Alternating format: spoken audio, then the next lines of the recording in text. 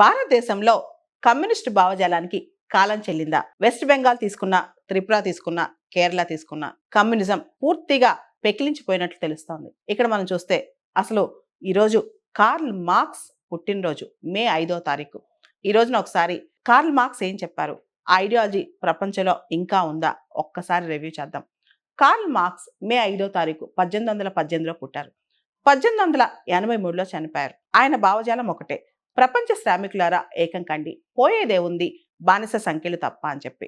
ఆయన ప్రపంచ విప్లవాన్ని కోరుకున్నాడు. ఆ విప్లవం కూడా ఆయన దృష్టిలో క్యాపిటలిజాన్ని అంతం చేయడానికే. అయితే ప్రపంచం మొత్తం కూడా మనం చూస్తే ఎంత గొప్ప కమ్యూనిస్ట్ దేశమైనా సరే, కమ్యూనిజం అని చెప్పుకున్నా సరే, అందరూ కూడా క్యాపిటలిజం వైపే వెళ్తున్నారు కదా. మనం ఇక్కడ గమనిస్తే workers of the world unite and fight, you have nothing to lose but your chains అంటారు కార్ల్ మార్క్స్. కానీ ప్రపంచంలో శ్రామికులు ఏకమవుతున్నారా? వాళ్ళకి కష్టాలు కడగళ్ళు ఇంకా ఉన్నాయా అంటే ఖచ్చితంగా చాలా దేశాల్లో వాళ్ళ లైఫ్ చాలా బెటర్ అయిందని చెప్పాలి.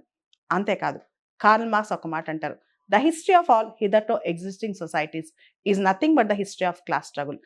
ఇప్పుడు ఎప్పుడు కూడా ప్రపంచంలో రెండు భిన్న వర్గాల మధ్య పోరాటం జరుగుతూనే ఉంటుందని ఆయన అంటారనమాట.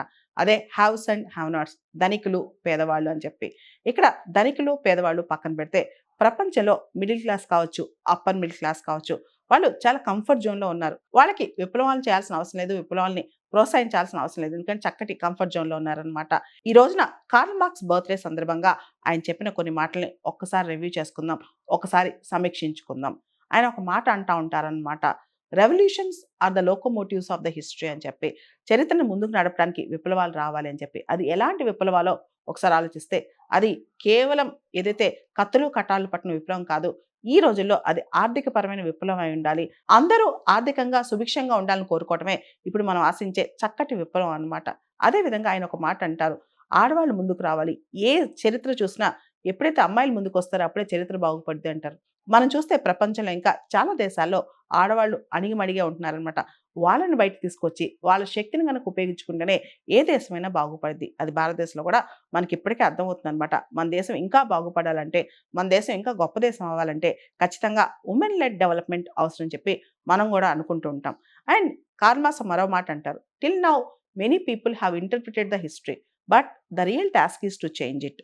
చరిత్రను చాలా మంది ఇంటర్ప్రిట్ చేశారు, కానీ చరిత్రను మార్చేది ఎవరు? చరిత్రను మార్చడానికి who will bell the cat అని చెప్పి. సో మనం అర్థం కావాల్సిన విషయం ఏంటంటే, అందరం ఒక ఫ్లోలో బతికేస్తుంటాం. మనము మన లైఫ్ సెల్ఫ్ సెంటర్డ్‌గా. కానీ చరిత్రను మార్చటానికి చాలామంది పుట్టాలి, చాలామంది గొప్పవాళ్ళు తయారవ్వాలి. ఆ చరిత్రను మార్చటానికి మనం ఇప్పుడు కంకణం కట్టుకోవాలనమాట. అంటే ఏదైతే మన తలరాత అనుకుంటామో దాన్ని మార్చి మనం ఇంకా గొప్పగా ఉండాలి. ఈ విధంగా మనం మార్క్స్‌ని ఇంటర్ప్రిట్ చేయొచ్చు, రీఇంటర్ప్రిట్ చేయొచ్చనమాట. మార్క్స్‌ని చాలామంది రివైజ్ చేశారు. ఈవెన్ ఎంఎన్ రాయ్ కావచ్చు, యాంటోనియో గ్రాంషీ కావచ్చు, చాలామంది కార్ల్ మార్క్స్ వల్ల ఇన్‌స్పైర్ అయ్యారు, ఆయన్ని ప్రస్తావించారు. వాళ్ళ విధానంలో కార్ల్ మార్క్స్‌ని ఇంటర్ప్రిట్ చేశారు. కానీ ఒక మాట చెప్పాలంటే, ప్రపంచంలో సగం మందికి కార్ల్ మార్క్స్ దేవుడు. మరో సగం మందికి ఆయన ఒక సస్పిషన్, ఒక అనుమానం. ఆయన మాట వింటేనే ఒక భయం. కానీ ఒక మాట చెప్పాలంటే, ఆయన ప్రపంచానికి ఒక ధైర్యం ఇచ్చాడు. శ్రామికులకి ఒక శక్తిని ఇచ్చాడు. కానీ ఈ రోజుల్లో ఇంత టెక్నాలజీ వచ్చిన యుగంలో కార్ల్ మార్క్స్ మళ్ళా పుట్టి, మళ్ళా ఆయన మాటలే చెప్తే ఎవరన్నా వింటారా? ఎంతమంది వింటారో? ఇదంతా కూడా ఒక ఊహాజనితమైన ప్రశ్న.